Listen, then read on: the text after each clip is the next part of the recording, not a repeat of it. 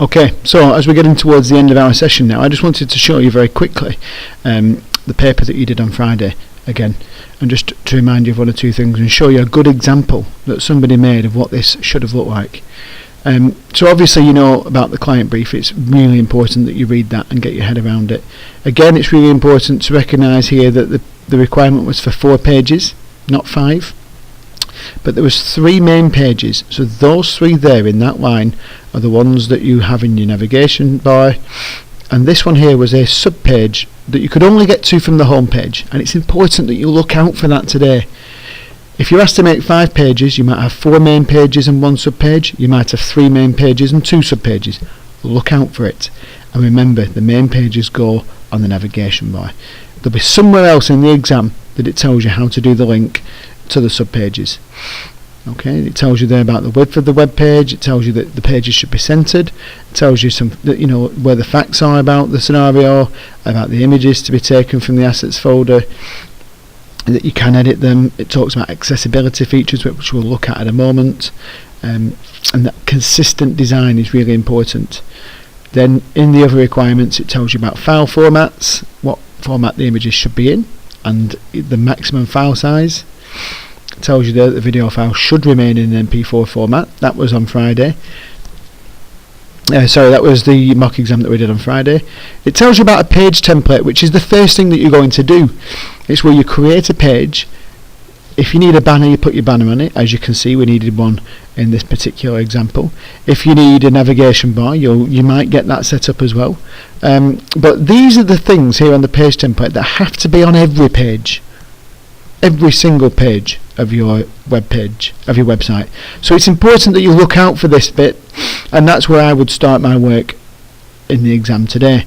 Then there'll be 1 or 2 other things, little sort of challenges and tasks, like doing something here with this file called thumbnail, or like we did on Friday with the newbie guide, where you edit the image, save it as a PNG, and then you do a hyperlink so that that image in particular opens up when you click on the link, or where you change the map and do a hotspot, which we'll also have a look at shortly.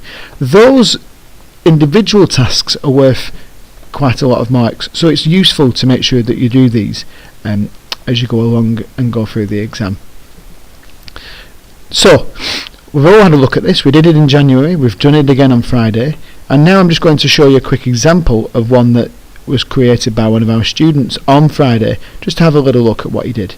So if we go to his home page, let's have a see. So first of all, let me just stop right there and just say that this is best viewed in Microsoft Edge, otherwise you end up with some blue boxes up knocking around and stuff like that, and it doesn't look as good as it should do.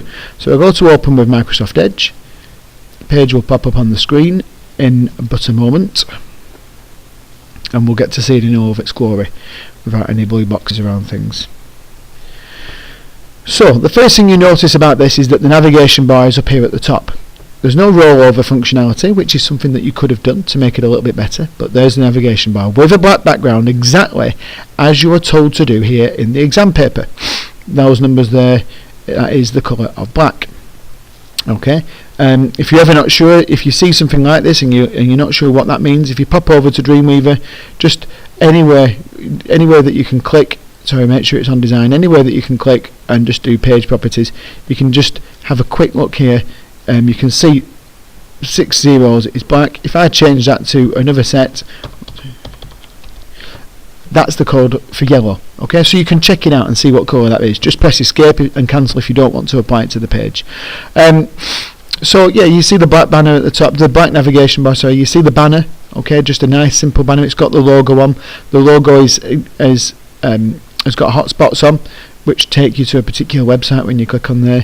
What's really nice about this is that the colour scheme that's been chosen is excellent, because the candidate here has used the logo to help them, and you can see the orange from the logo is the background colour, and that's exactly the right thing to do. What you could have done is you could have used blue, this colour of blue here, for the text as well. We've chosen white, which is fine because the banner's white, so there's a style, there's a design decision that's been made, and it's a good one. As we scroll down the page, you can see that it only goes up and down, it doesn't go from side to side, and you can see that he's put that little newbie link in, and it takes you to that picture there. If we click on volunteer, and we get to another page, and look at the consistency between home and volunteer. The background's the same, the navigation bar's in the same place, the banner's in the same place. This text is a bit smaller, which may or may not be an issue, but it's a minor issue. There's a really nice consistent feel to this website, and if we go to profile, it's exactly the same again. Okay, and that's really important. I can't tell you how crucial it is that you do that in your work today. Where images are in, the text is clear and easy to read. If we go back to home, there's a good choice of image there. On that newbie guide, you can see that one of the tasks was to put a picture in place here, and it's a suitable picture from the folder. It's just a really decent attempt at the task. If we click on Ben's story, it takes us to the Ben's story page, where we've got the video which plays and tells you all about Ben's story. And that's it. It's really a very good piece of work. Some things that you could do to improve this. We talked about that rollover functionality here up at the top. It's important as you're looking at the page and having a little read through it, that the text that's on that page is suitable for that page, and it isn't just something that you've just placed there. It's important that where you've edited an image, the image is high quality. It's important that if you look at a page like this and you see a bit of an empty space, it would have been quite alright to have placed another image just there, for example, and that would have shown that you were sort of going a little bit beyond what the exam paper is asking you, and taking some design decisions of your own, and that's always a good thing to do. And I think ultimately, it's just a very good piece of work. We've got the email link there, which you can see just from that little pop-up at the bottom where it says mail to, shows that we've done the right thing. The last little thing just to comment on here is about accessibility. Can this website be read by a visually impaired person? Well, yes it can, for a number of reasons. One, the text colour and the background contrast brilliantly. It's very easy to read this. Two, when you put your mouse over an image, what should happen is you should get a little alt tag appear. That doesn't happen on these images, and that's another little improvement that will be made. It's very easy to do alt tags in Dreamweaver. All you have to do every time you insert an image, or even a video or a sound or whatever, if I just go to the images folder here and just insert image 3, okay, is just make sure the properties bar is open, click on the image, and right there where it says alt, you just type some text, image of volunteers, with an elderly man. Okay, that's it. It's as simple as that. I save that now. When you view your page, hang